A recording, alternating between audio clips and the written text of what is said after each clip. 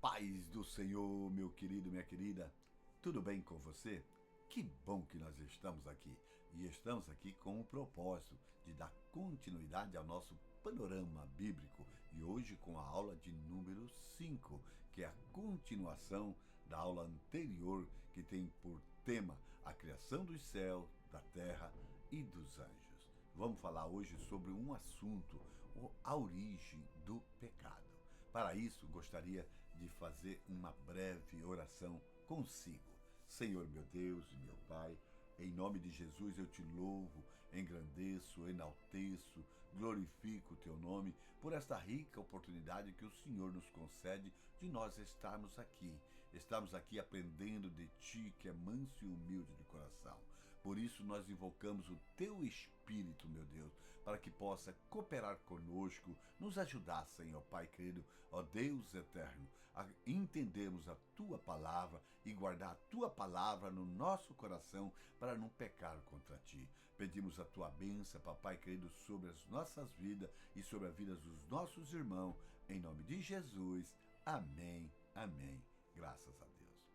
Bem, na aula anterior, meus queridos, nós falamos a respeito da criação do céu, da terra, né, e dos anjos. Usamos, né, a Gênesis capítulo 1, versículo 1 e 2, falamos a respeito também, né, de Ezequiel capítulo 28, do versículo 11 ao versículo 19.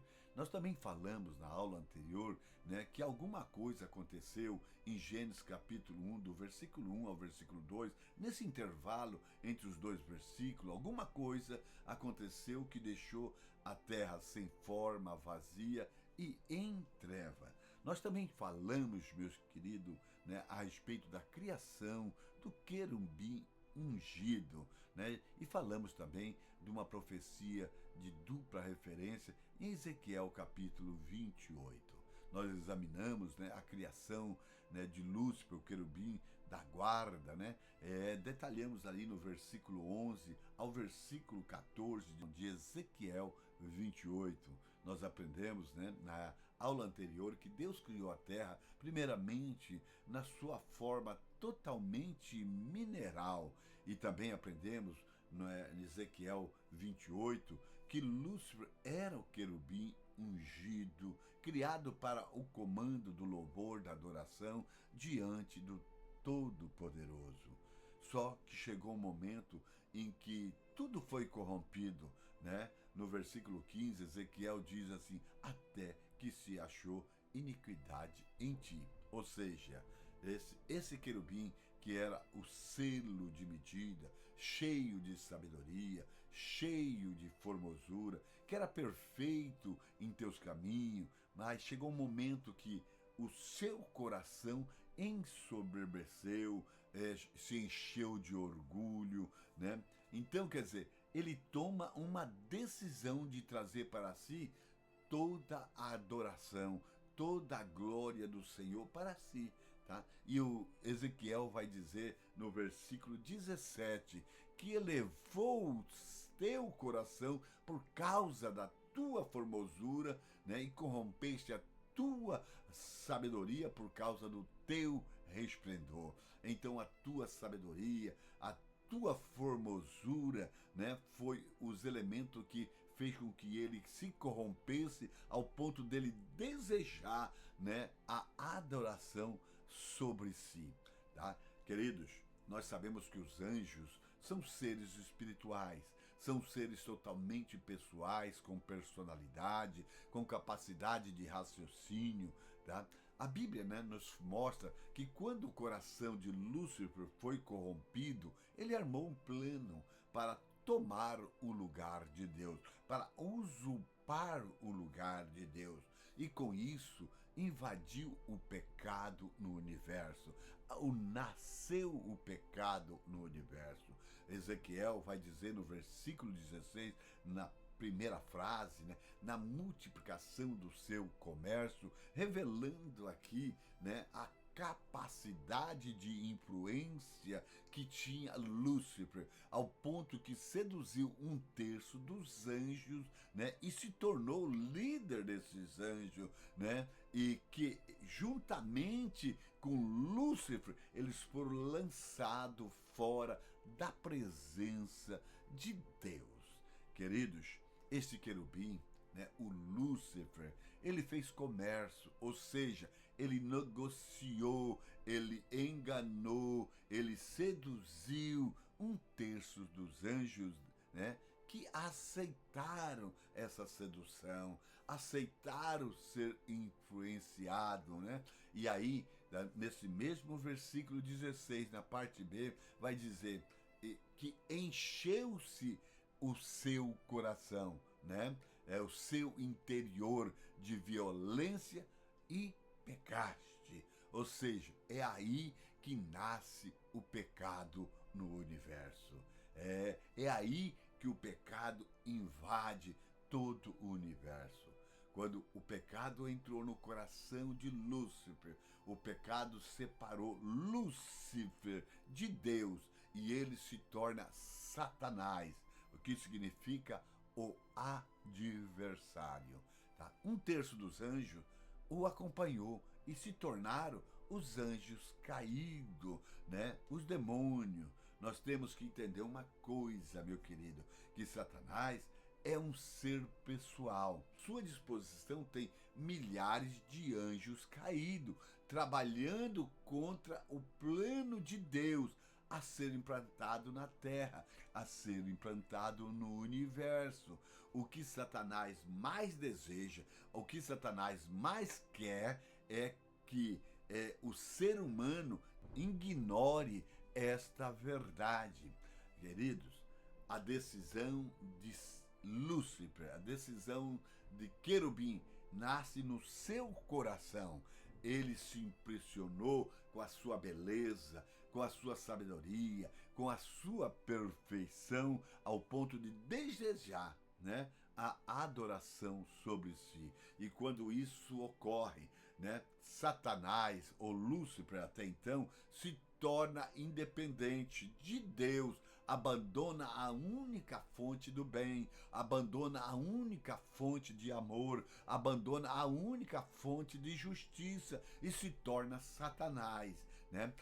Desta forma, ele pecou, se tornou Satanás, e Deus, como ele é santo, como ele é puro, ele odeia o pecado, né? Toda vez que o pecado se manifesta, a ira de Deus também se manifesta, né? E o apóstolo Paulo, ele retrata essa verdade em Romanos capítulo 1, versículo 18, porque os céus se manifesta, né, a ira de Deus sobre toda a impiedade e injustiça dos homens que detêm a verdade em injustiça. Então há uma manifestação de Deus sobre a ação do pecado. Queridos, o salmista Davi vai ter uma revelação no Salmo 18 a respeito do que aconteceu, né, ali em Gênesis 2. O salmista Davi vai descrever essa revelação, né, onde esclarece, né, o que ocorreu, né, onde nós compreendemos que por causa do pecado, né, a terra se tornou um caos, a terra se tornou em treva e se tornou vazia. Queridos, aqui no livro de Salmo, capítulo 18, versículo 7, diz assim: então a terra se abalou e tremeu, e os fundamentos dos montes também se moveram e se abalaram, porquanto se indignou. Das suas narinas subiu fumaça, e da sua boca saiu fogo que consumia, carvão se acenderam dele. Abaixou o céu e desceu, e a escuridão estava debaixo dos seus pés. E montou num querubim, e voou sobre as asas do vento. Fez das trevas o seu lugar oculto. O pavilhão que o cercava era a escuridão. das águas e as nuvens do céu. Ao resplendor da sua presença, as nuvens se espalhavam, e a saraiva e as brasas de fogo. E o Altíssimo, e o Senhor trovejou no céu. O Altíssimo levantou a sua voz e houve saraiva e brasas de fogo. Queridos, esta revelação deixa bem patente a indignação de Deus por causa do pecado, né? E por causa do pecado, Jesus veio para arrancar o pecado do pecador, para levar os nossos pecados. A ira de Deus paira sobre o pecado e o pecador se afasta de Deus. Homens e anjos caídos, né? A Bíblia vai dizer em Isaías capítulo 14, o versículo 12 até o versículo 15, da seguinte maneira: como caíste desde o céu, ó estrela da manhã, filha da alva, como foste cortado por terra, tu que debilitava as nações. E tu dizia no teu coração: eu subirei aos céus, acima das estrelas de Deus, exaltarei o meu trono, e no monte da congregação me assentarei ao lado do norte, e subirei sobre as alturas das nuvens, e serei semelhante ao Altíssimo, e contudo levado serás ao inferno, ao mais profundo do abismo. Queridos, enquanto Ezequiel 28, do versículo 11 ao versículo 19, nos informa, né, de uma forma geral, a criação, a queda, a destruição, o final deste querubim ungido. Aqui em Isaías, né, do capítulo 14, do versículo 12 ao 15, né, ele vai ampliar o que aconteceu no coração deste ser, a iniquidade que se instalou neste coração. O nome Lúcifer, como já falamos, vem do latim, justamente da expressão de Isaías capítulo 14, versículo 12, quando diz: ó estrela da manhã, ó filha da alva, que foi traduzido para aquele que carrega a luz, né? Então, que significa Lúcifer. E nós também dissemos que o nome Lúcifer não era um nome bíblico. Nós vemos na Bíblia Sagrada, né, que os anjos também são chamados de estrela. Estrela. Quando nós olhamos para a Bíblia Sagrada, em Jó capítulo 38, no versículo 7, né, vai dizer assim: quando as estrelas da alva junto alegremente cantava, e todos os filhos de Deus jubilava. Está fazendo referência aos anjos, quando os anjos juntos alegravam e cantavam. Querido, os anjos também, em muitas passagens da Bíblia, são chamados de filhos de Deus. Aqui fica explícito, quando nós olhamos para esse princípio de Deus, de que tudo aquilo que é criado diretamente das mãos de Deus ou por Deus, eles são chamados filha. Os anjos são criados por Deus, é um princípio. Então eles são chamados em várias vezes como filho de Deus. Adão é chamado de filho de Deus, porque foi criado por Deus. E a Bíblia diz em São João capítulo 1, no versículo 12, mas todos quanto receberam, deu-lhe poder de ser feito filho de Deus aos que crerem no seu nome. Então, nós somos filhos de Deus porque nós fomos criados por Deus, né? O Espírito Santo nos convenceu da justiça, do juízo e do pecado, e nós nos tornamos filho de Deus. Nós vamos ver, querido, no livro de Apocalipse, no capítulo 12, né? Justamente, né, que vai retratar uma batalha no céu, do versículo 3 ao versículo 9. No versículo 4 vai falar justamente de 1/3 das estrelas do céu que foi seduzido por Satanás. Nós já vimos que estrelas dos céus e anjos são as mesmos seres, são as mesmas criaturas. Tá?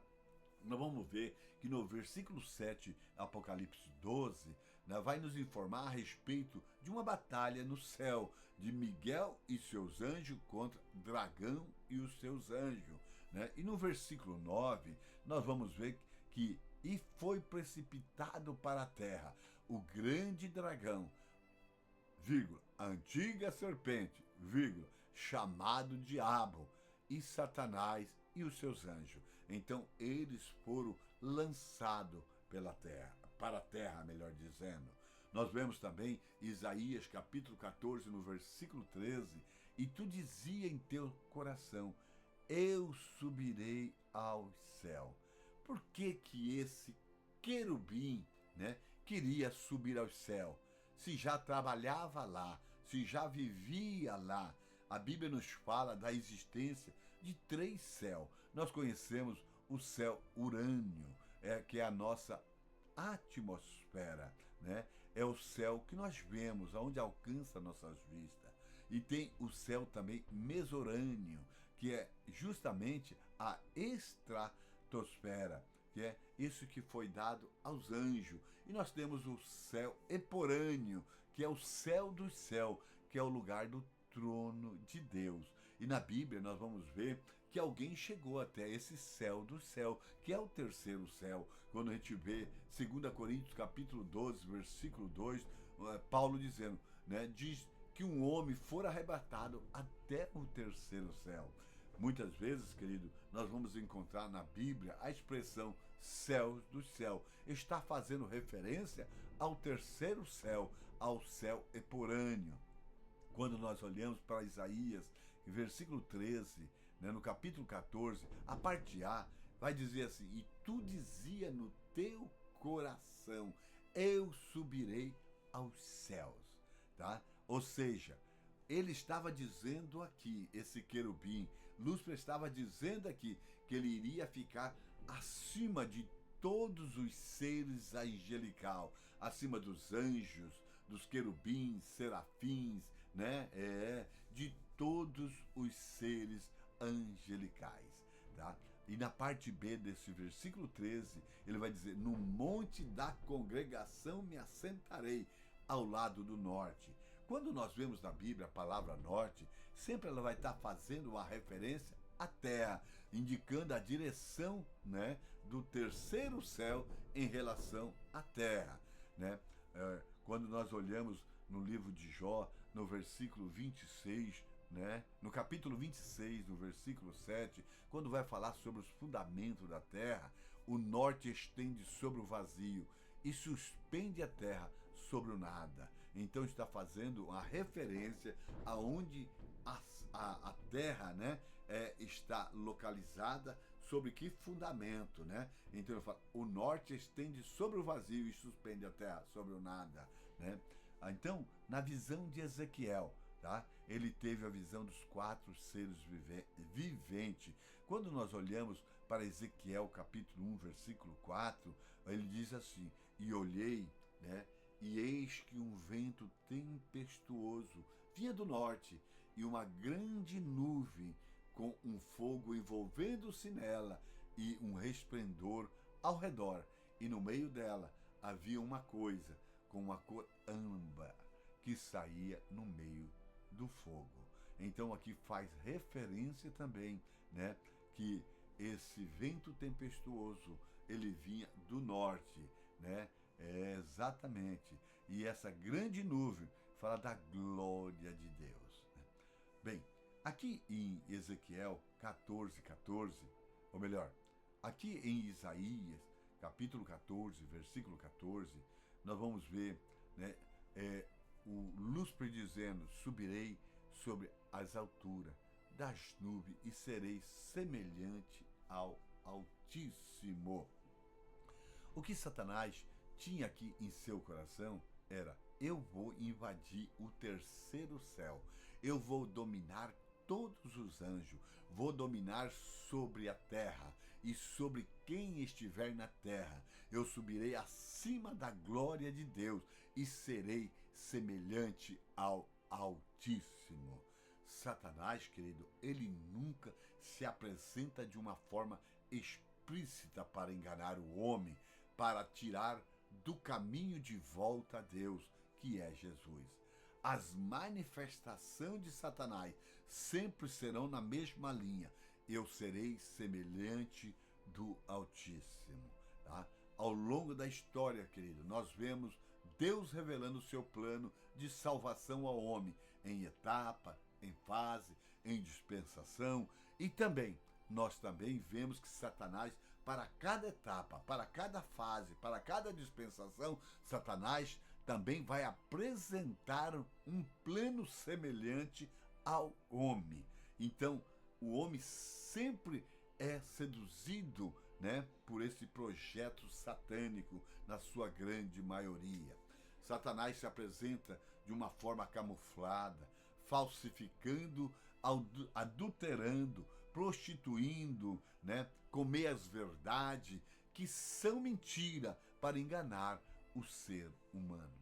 O apóstolo João vai dizer, né, em São João capítulo 8, 24, que Satanás é o pai da mentira, é homicida desde o princípio.